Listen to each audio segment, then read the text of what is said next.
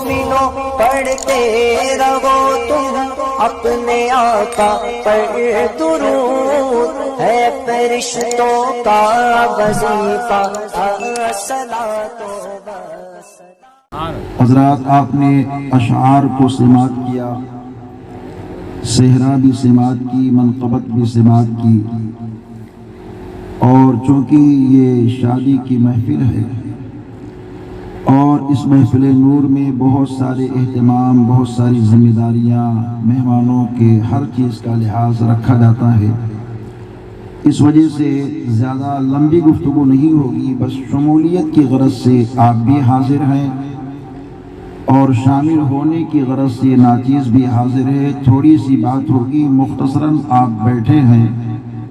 ہم بھی بیٹھے ہیں، تو چند باتیں سرکار صلی اللہ علیہ وآلہ وسلم کی ہو جائے، پھر انشاءاللہ تعالی سلام اور دعا۔ آئیے ایک بار عقیدت کے ساتھ اور درود پاک کی ڈالی کو پیش کر لیں، پڑھیں اللہم صلی علی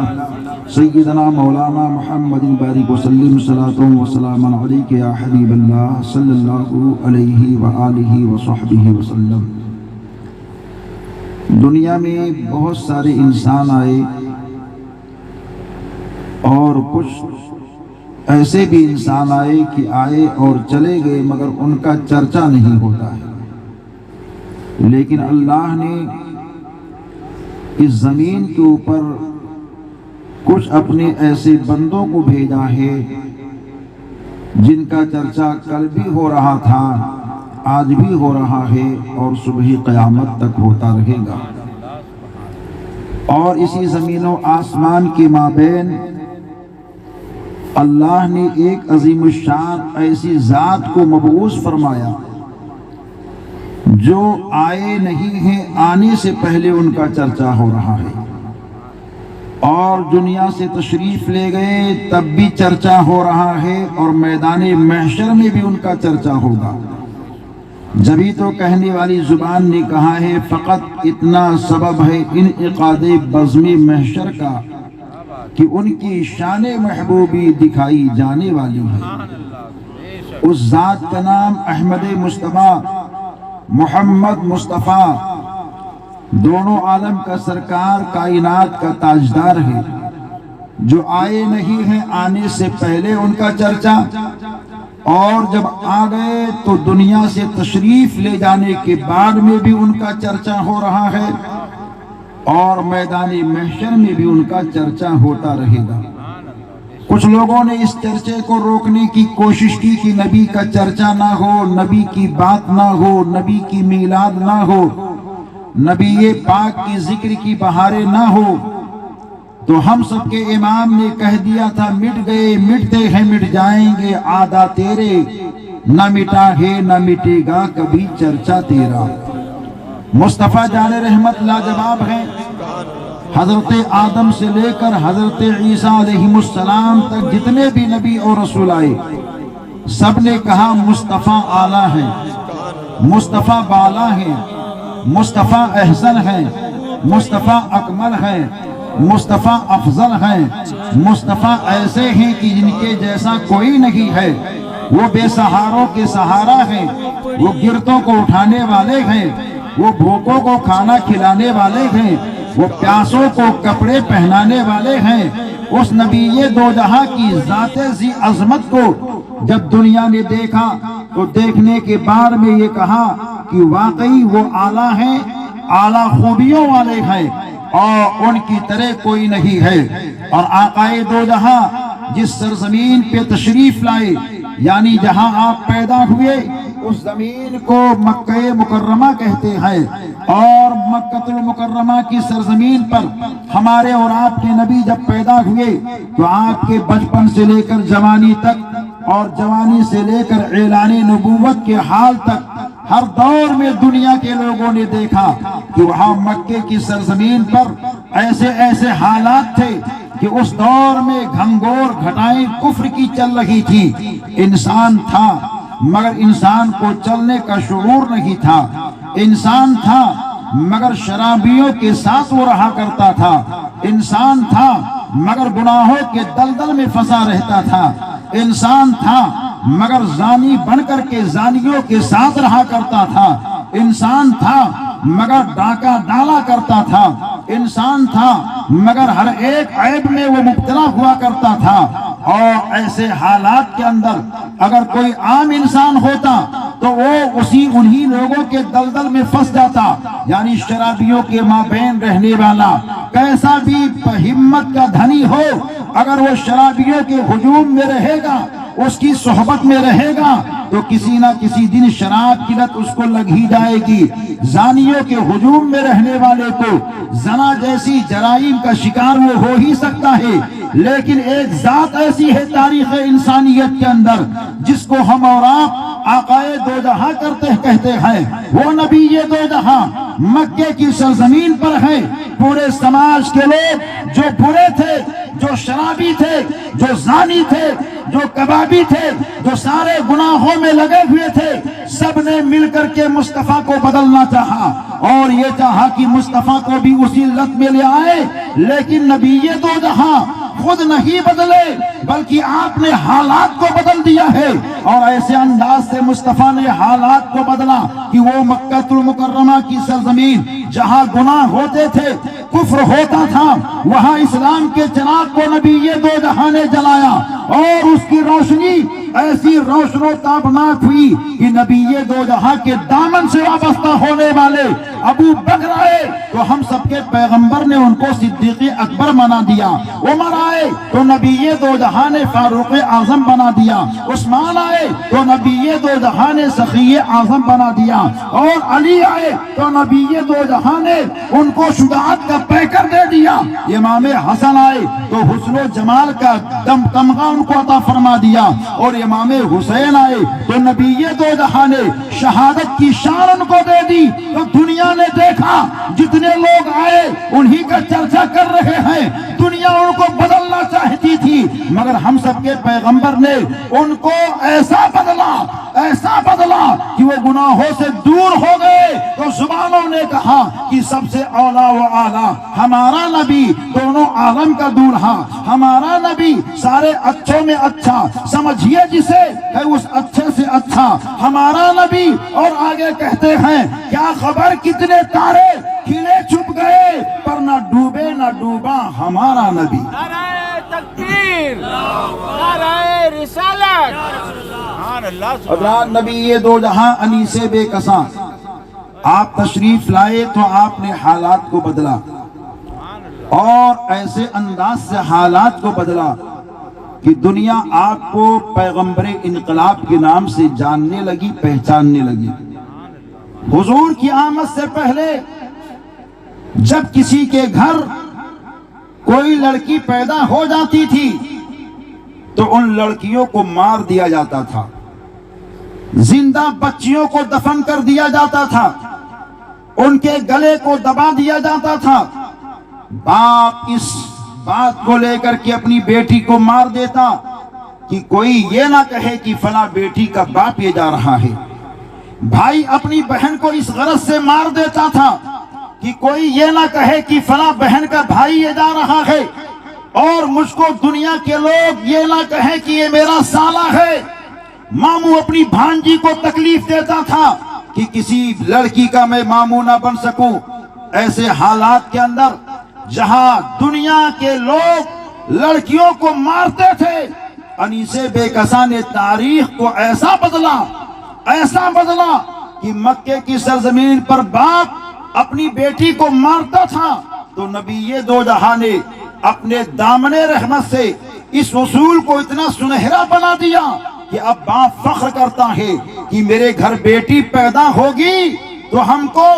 دولت نہیں ملے گی، ہمیں تو اللہ کی رحمت ملے گی۔ اور ایسے حالات کے اندر نبی دو جہاں نے بیٹیوں کی شان کو بچایا اور بیٹیوں کی شان کو دکھایا اور بیٹیوں کی عظمت کو بتا کر کے ہر ایک کو بتا دیا، اے میرے چاہنے ماننے والوں، یہ بیٹیاں تمہارے لیے زحمت نہیں ہیں بلکہ یہ بیٹیاں تمہارے لیے اللہ کی رحمت ہیں۔ وہی باپ جو بیٹی کے پیدا ہونے پر مار دیتا تھا کہ دنیا کوئی یہ نہ کہے کہ میں فلاں بیٹی کا باپ ہوں، لیکن پیغمبر انقلاب نے ایسی تاریخی ہوا کو جلایا آئی ہے کہ آج بیٹی جب پیدا ہو جاتی ہے تو باپ اپنی بیٹی کی شادی کو سینہ تان کر کے کرتا ہے، لوگوں کو دعوتیں دیتا ہے، ہر ایک کو بلاتا ہے، لاکھوں روپے خرچ کر دیتا ہے، کیونکہ اس کو معلوم ہے کہ بیٹی کی پرورش کرنا، بیٹی کو تعلیم دینا اور بیٹی کی شادی کرنا یہ جنتی ہونے کی پہچان ہے۔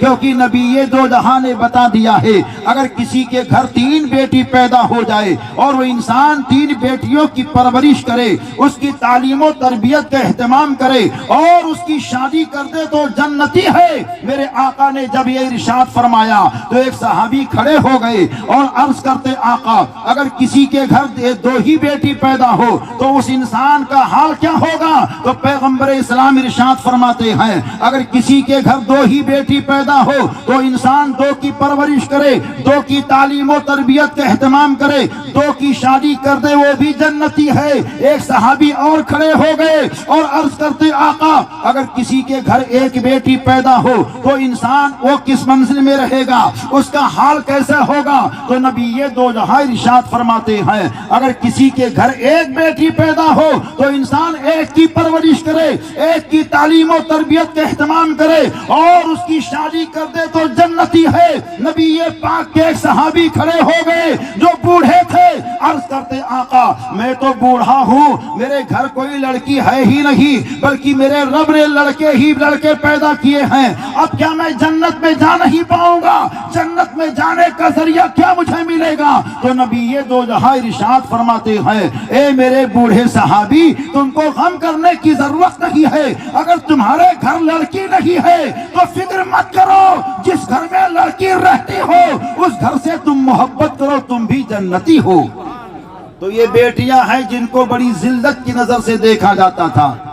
آمنہ کے لال نے ان کو جنت میں جانے کا ذریعہ بنا دیا ہے۔ یہ لڑکی جب لڑکی ہے ماں باپ کے لیے جنت کا ذریعہ ہے، اور یہی لڑکی جب اس کی شادی ہو جاتی ہے تو شوہر کے لیے جنت کا یہ ذریعہ ہے، اور یہی لڑکی جب بچہ پیدا کرے تو اولاد کے لیے لڑکی جنت کا ذریعہ ہے۔ گویا کہ نبی دو جہاں نے لڑکیوں کی منزلوں کو بتایا کہ لڑکیوں کی شان کیا ہے، لڑکیوں کی عظمت کیا ہے،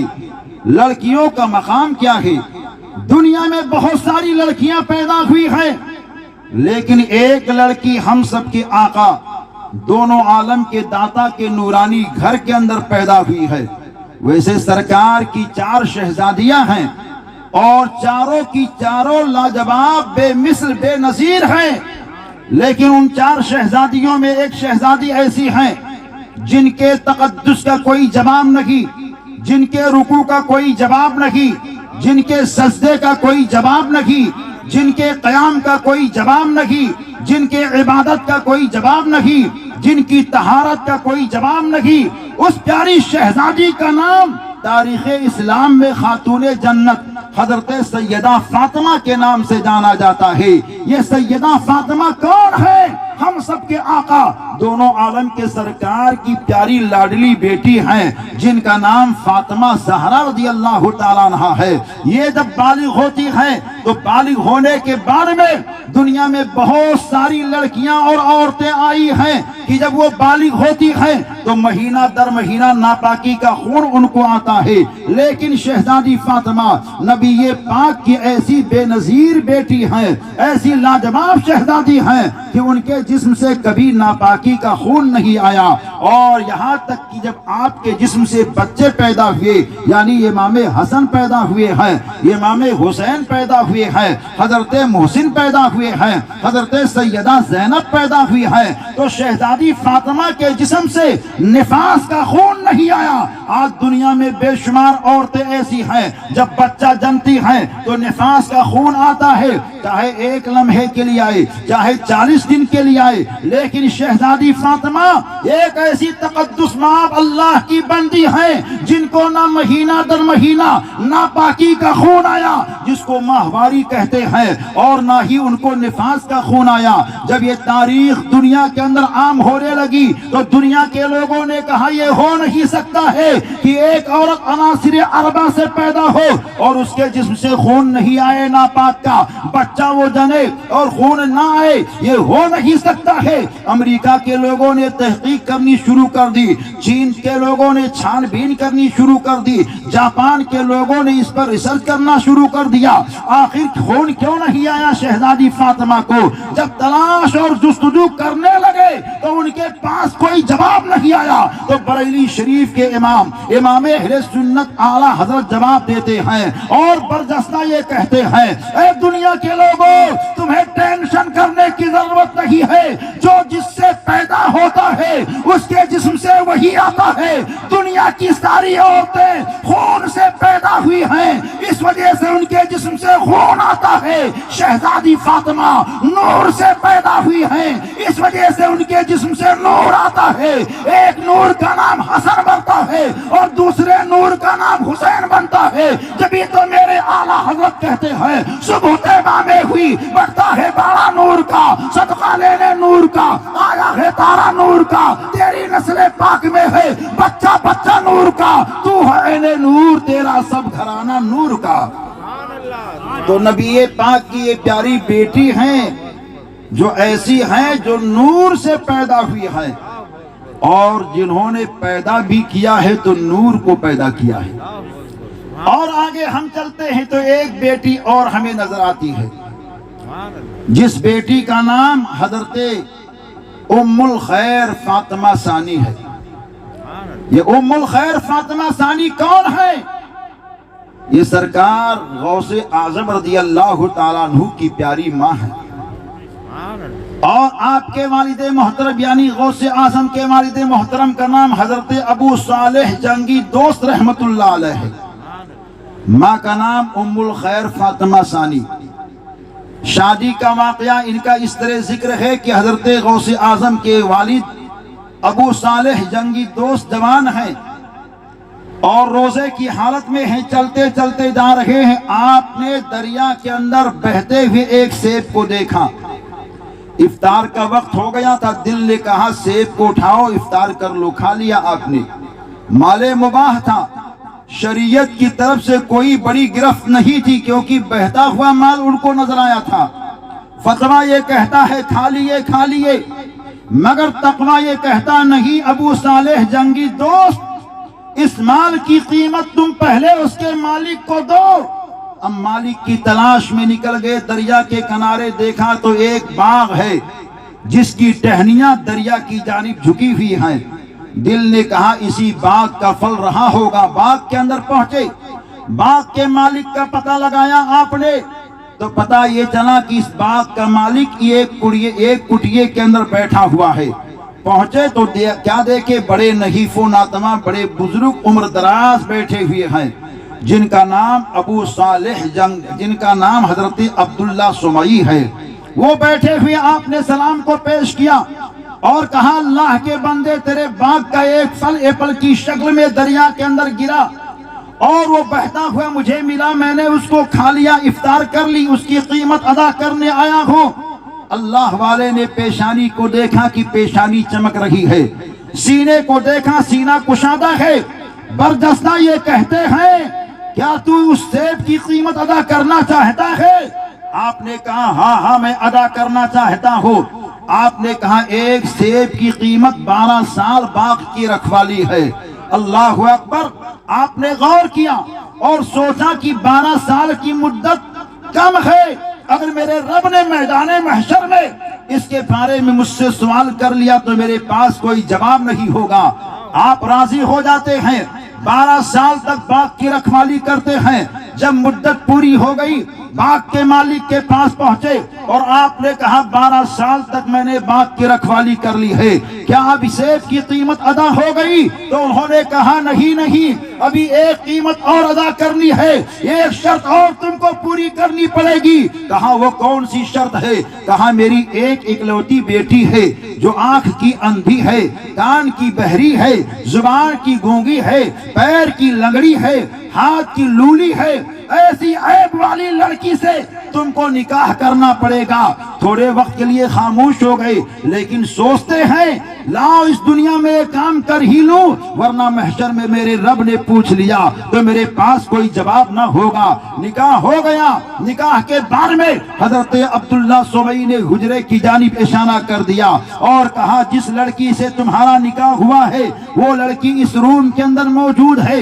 رات کی تاریکی میں حجرے کو کھول کر کے اندر گئے اور جیسے ہی آپ نے کہا السلام علیکم ورحمت اللہ، جب آپ سلام پیش کرتے ہیں تو وہ نئی نویلی دلہن جس کو آنکھ کی اندھی کہا گیا تھا، کان کی بہری کہا گیا تھا، زبان کی گونگی کہا گیا تھا، پیر کی لگڑی کہا گیا تھا، ہاتھ کی لولی کہا گیا تھا، لڑکی سلام کے آواز کو سنتی ہے، فوراً کھڑے ہو جاتی ہے اور سلام کا جواب دیتی ہے۔ حضرت ابو صالح جنگی دوست رحمت اللہ علیہ سمجھ گئے ارے یہ لڑکی لنگڑی نہیں ہے بلکہ یہ تو پیر والی ہے جو میرے سلام کے آواز کو سن کر کے کھڑے ہو کر کے میرا استقبال اس نے کیا ہے۔ اور جواب جب آپ نے سنا تو برجستہ یہ کہتے ہیں یہ گونگی نہیں بلکہ یہ تو بولتی ہے۔ پھر آپ کی جانب اس نے نظر کی تو آپ احساس کرنے لگے کہ یہ لڑکی اندھی نہیں بلکہ یہ دیکھتی بھی ہے۔ اور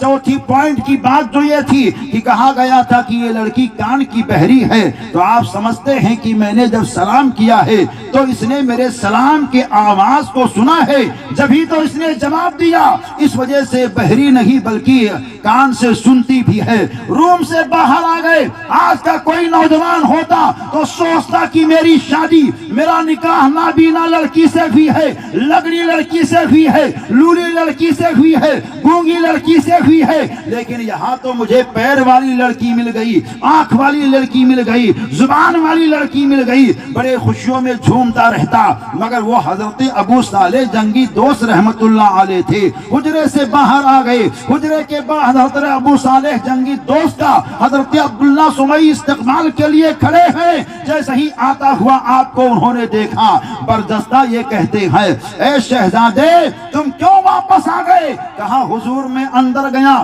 تو مجھ کو کہا گیا تھا لڑکی پیر کی لگڑی ہے، مگر وہ لگڑی نہیں، وہ تو پیر والی ہے۔ ہاتھ کی لولی کہا گیا تھا مگر اس کے ہاتھ صحیح اور تندرست ہیں۔ نابینا مجھ کو کہا گیا تھا لیکن وہ لڑکی دیکھتی بھی ہے۔ گونگی مجھ کو کہا گیا تھا مگر وہ لڑکی بولتی اور سنتی بھی ہے۔ ان ساری باتوں کو جیسے ہی آپ نے سنا تو حضرت عبداللہ سمئی نوجوان کو سینے سے لگاتے ہیں اور پیشانی کو چوم لیتے ہیں اور برجستہ یہ کہتے ہیں اے نوجوان یہی وہ لڑکی ہے جس سے تیرا نکاح کیا گیا ہے۔ میں نے پیر کی لگڑی اس وجہ سے کہا تھا کیونکہ میری بیٹی نے آج تک اپنے قدم کو بغیر ضرورت شرعی کے گھر سے باہر نہیں نکالا ہے۔ ہاتھ کی لولی اس وجہ سے کہا تھا کیونکہ میری بیٹی نے اپنے ہاتھ سے غلط کام نہیں کیے ہیں۔ زبان کی گونگی اس وجہ سے کہا تھا کیونکہ میری بیٹی نے بے حیا جملوں کو اپنے زبان پر لا کر کے کبھی نہیں گرد کیا ہے۔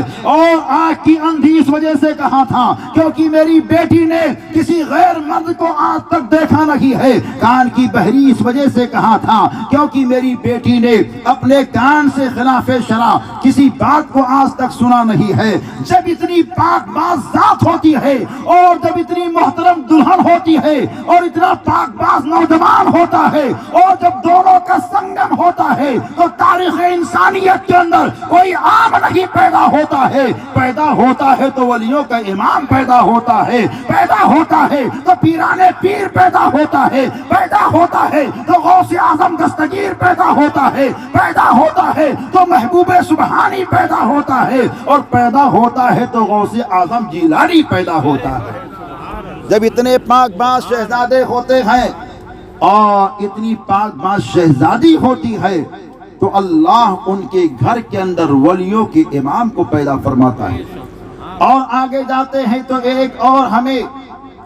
لڑکی نظر آتی ہے جنہیں دنیا حضرت ماہ نور کے نام سے جانتی ہے۔ یہ ماہ نور کون ہیں؟ عطائے رسول چمن فاطمہ کے مہکتے پھول، خواجہ خواجگاں شاہ ہندوستان حضور خواجہ معین الدین غریب نواز کی والد محترمہ ہیں، اور آپ کے والد محترم کا نام حضرت خواجہ غیاث الدین۔ باپ کو دیکھو تو باپ حافظ قرآن، عالم دین، وقت کے مفتی، ان کے تقوی کا کوئی جواب نہیں، ان کے فتوے کا کہیں کوئی جواب نہیں۔ ماں کو دیکھو تو ماں بھی حافظہ ہے، عالمہ ہے، زاہدہ ہے، پارسا ہے۔ اب دونوں کی ذاتیں جب جمع ہوتی ہیں، یعنی ایک جانب عابد ہوتا ہے اور دوسری جانب عابدہ ہوتی ہے، ایک جانب راکع ہوتا ہے، دوسری جانب راکعہ ہوتی ہے، ایک جانب ساجد ہوتا ہے، دوسری جانب ساجدہ ہوتی ہے، ایک جانب ولی ہوتا ہے، دوسری جانب ولیہ ہوتی ہے، اور جب ان دونوں کا سنگم ہوتا ہے تو اللہ تبارک و تعالی زمین پر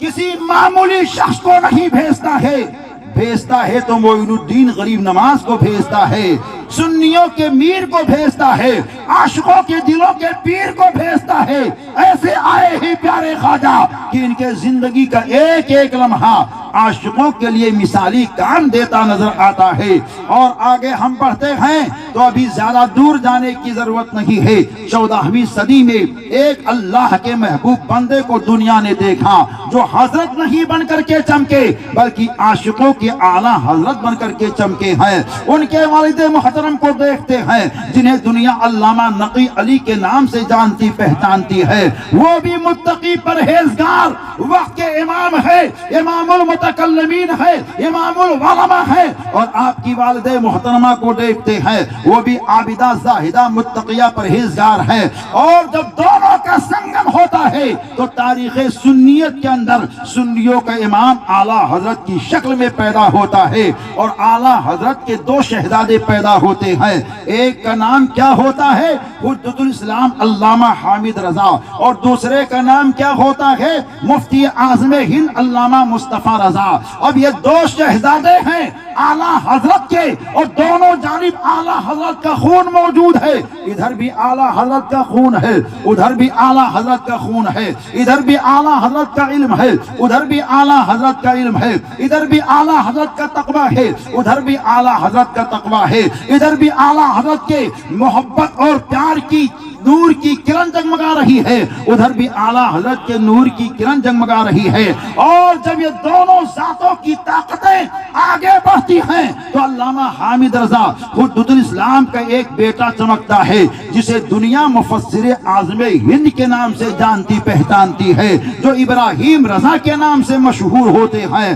اور جب مفتی اعظم ہند کی جانب سے اعلیٰ حضرت کا علم آگے بڑھا تو نگار فاطمہ چمکتی ہے جنہیں دنیا سرکار بیگم کے نام سے جانتی پہچانتی ہے۔ ایک جانب دیکھتے ہیں تو اعلیٰ حضرت کے بڑے بیٹے کے بیٹے علامہ ابراہیم رضا مفسر اعظم ہند ہے، اور دوسری جانب دیکھتے ہیں تو اعلیٰ حضرت کے چھوٹے بیٹے مفتی اعظم ہند کی پیاری بیٹی سرکار نگار فاطمہ ہے۔ اب دونوں کی شادی کو اعلیٰ حضرت نے طے فرما دیا ہے، یعنی اپنے بیٹے کے بڑے بیٹے کے بیٹے کی شادی کو چھوٹے بیٹے کے بیٹی سے طے کر دیا ہے۔ اب دونوں جانب سے خون اعلیٰ حضرت، نور اعلیٰ حضرت، علم اعلیٰ حضرت، تقوی اعلیٰ حضرت اور کردار اعلیٰ حضرت، اخلاق اعلیٰ حضرت جمع ہوتا ہے۔ اور جب دونوں کا سنگم ہوتا ہے تو تاریخ سنیت میں کوئی عام نہیں پیدا ہوتا ہے بلکہ پیدا ہوتا ہے تو تاج الشریعہ اختر رضا پیدا ہوتا ہے۔